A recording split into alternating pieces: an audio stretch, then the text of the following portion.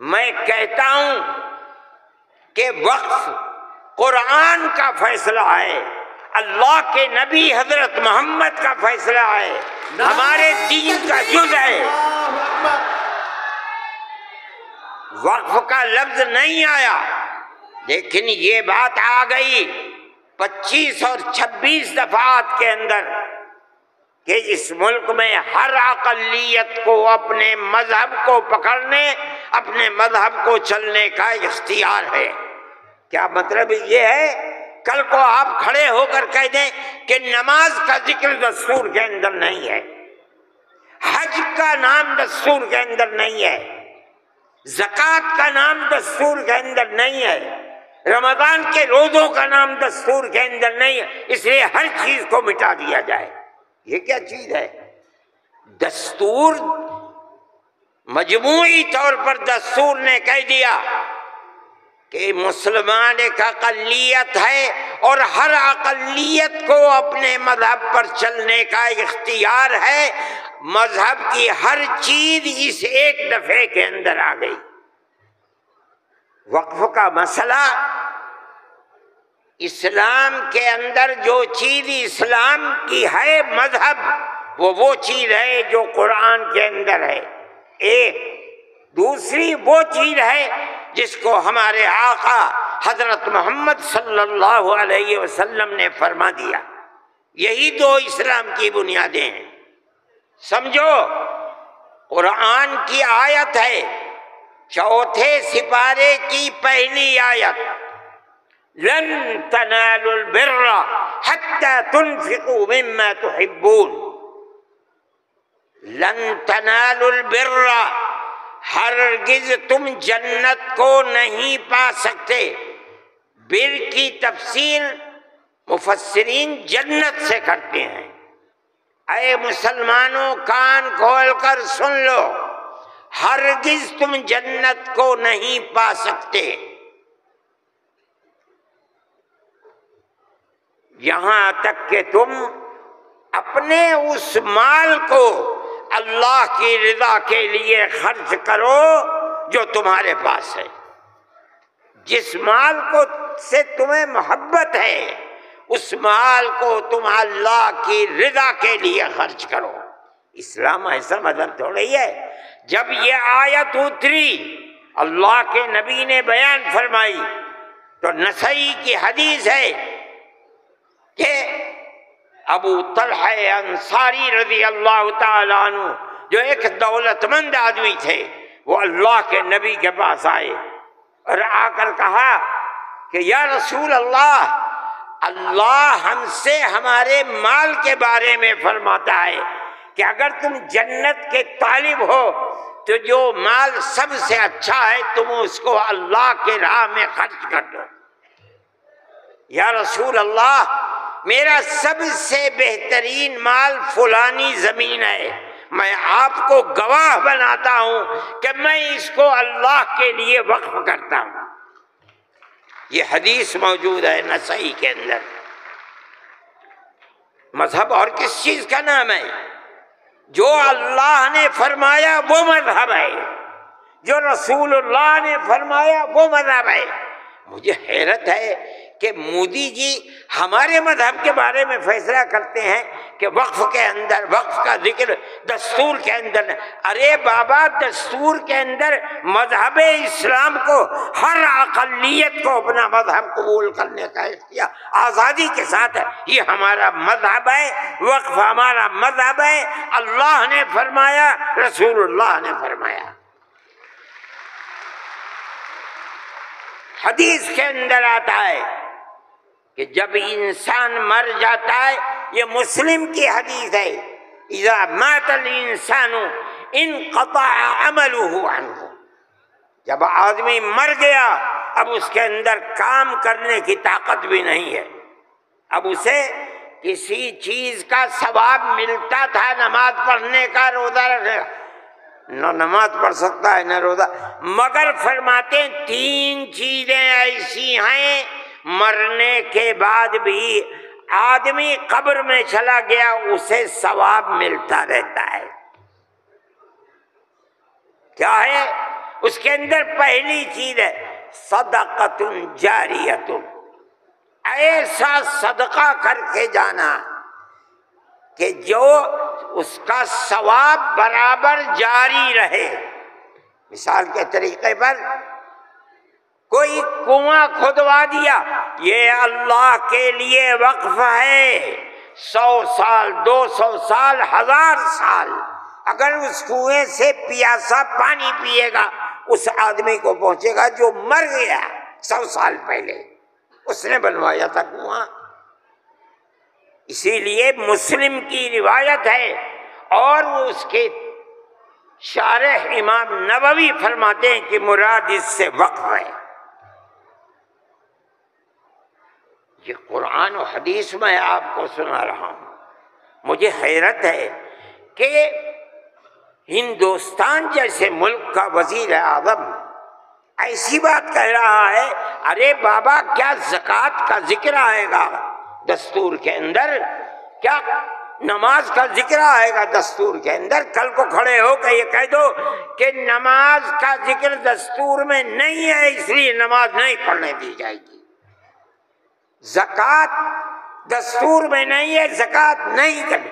میں سوچتا ہوں کہ اللہ، ملک کا کون بول رہا ہے؟ وزیر اعظم، اور ایسی چیز بول رہا ہے جس کے نہ سر ہے نہ پر ہے۔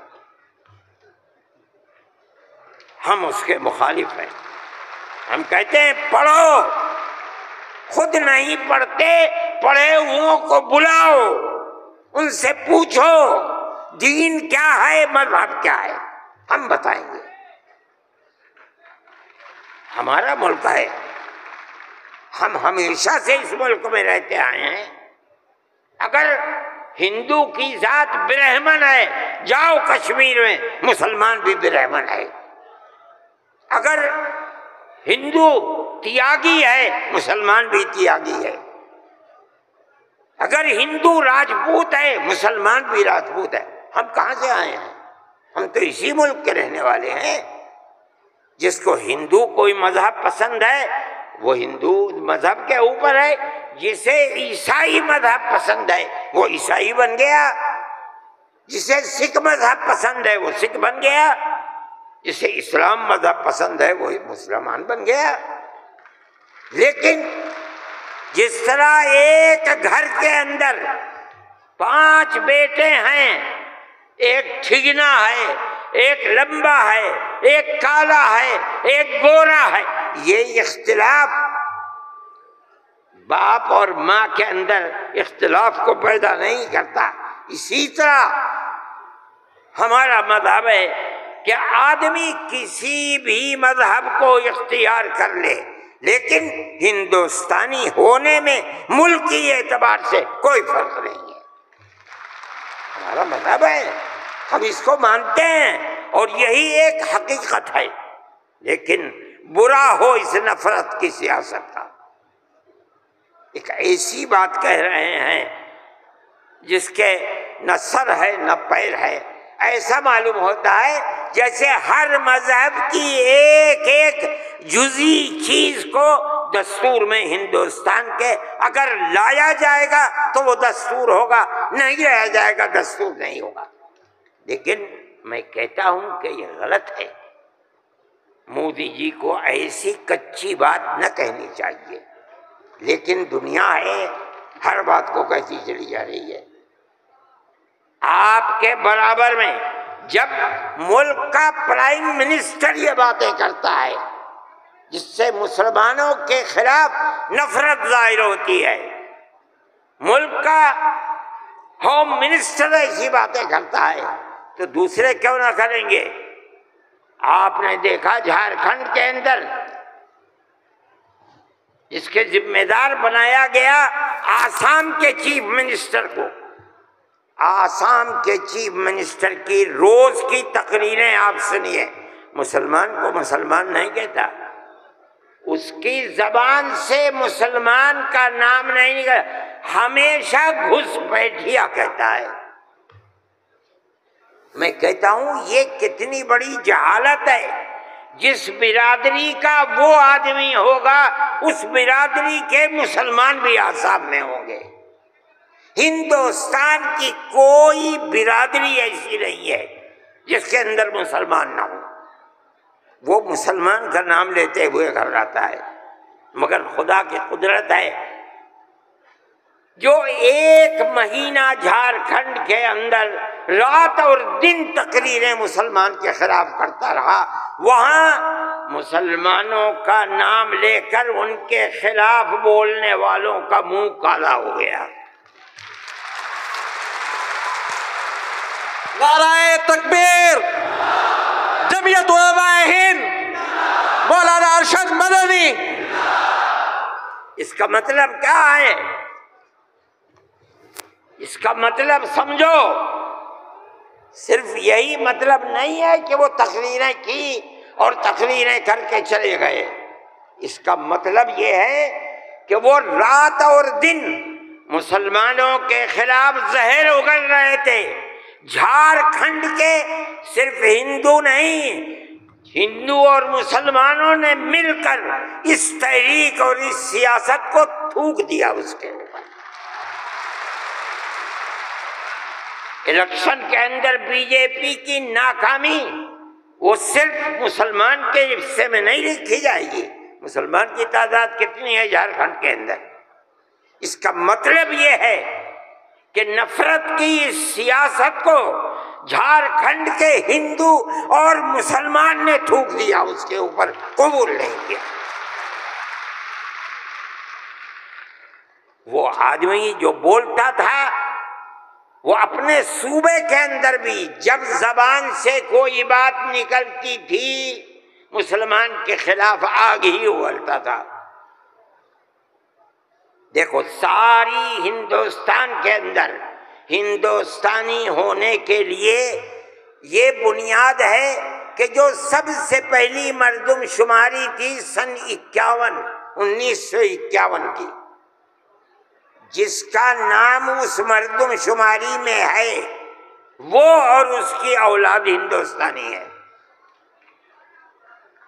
یہ ملک کے اندر ایک قانون بنا ہوا ہے، لیکن کانگریس، بی جے پی اور جو علاقائی پارٹیاں آسام کی ہیں، سب نے مل کر جب مشرقی پاکستان کو مغربی پاکستان سے الگ کیا گیا اور ہندوستان کی طاقت نے کیا، اندرا جی کے زمانے کے اندر بہت سے لوگ ہندوستان، بمباری ہو رہی تھی، بھاگ گئے پاکستان، اور پاکستان کے بہت لوگ بھاگ گئے ادھر۔ اب کیسے کہا جائے کہ ہندوستانی پاکستانی کون کون ہے؟ تو سب نے مل کر پارلیمنٹ نے قانون بنایا کہ 1971 کے بعد جو آیا ہے وہ ہندوستانی نہیں ہے۔ آسام میں 1971 کی مردم شماری میں جس کا نام ہے وہ آسامی ہے، اور اس کے بعد جو آیا ہے وہ آسامی نہیں ہے۔ یہ قانون بنا دیا، قانون بن گیا۔ اب یہ حلق سے نیچے چیف منسٹر صاحب کے نہیں اتری، انہوں نے کہا کہ نہیں، سارے ملک کا دستور ایک ہونا چاہیے۔ ارے بابا، کانگریس کا زمانہ تھا، کانگریس نے پارلیمنٹ کے اندر یہ اصول بنایا، اس کے اوپر بی جے پی کے بھی دستخط ہیں، علاقائی پارٹیوں کو بھی دستخط ہیں، ہم نہیں جانتے کچھ۔ اور تقریر جیسے یہاں کر رہے تھے ویسے ہی روز تقریر وہاں کرتے تھے۔ 71 نہیں 51 بنے گا، 71 نہیں 51۔ کیوں؟ اگر 51 کو بنا دیا گیا تو کم از کم 80-90 لاکھ مسلمان اجڑ جائے گا، برباد ہو جائے گا۔ وہ یہ چاہتے تھے کہ مسلمان کو برباد کر دو۔ آسام میں جمعیت علماء وہ جماعت تھی، ہم گئے سپریم کورٹ میں، ہم نے کہا کہ جب اس زمانے کی حکومتیں متحد ہیں یہ کیسے ہو سکتا ہے؟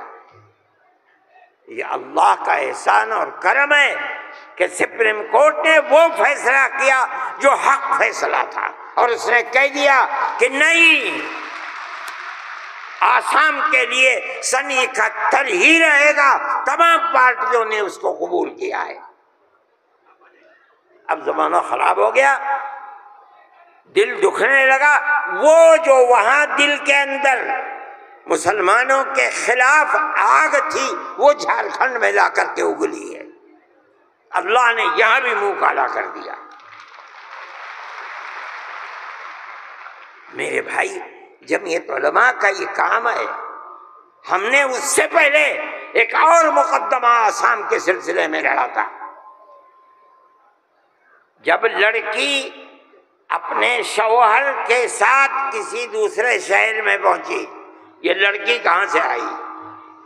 جو وہاں کا پردھان تھا وہ سرٹیفکیٹ دیتا تھا کہ یہ لڑکی فلاں کی ہے، باپ اس کا فلاں جگہ ہے، لڑکی یہاں رہتی ہے۔ اسی سرٹیفکیٹ کی بنیاد پر اسے آسامی کہا جاتا تھا۔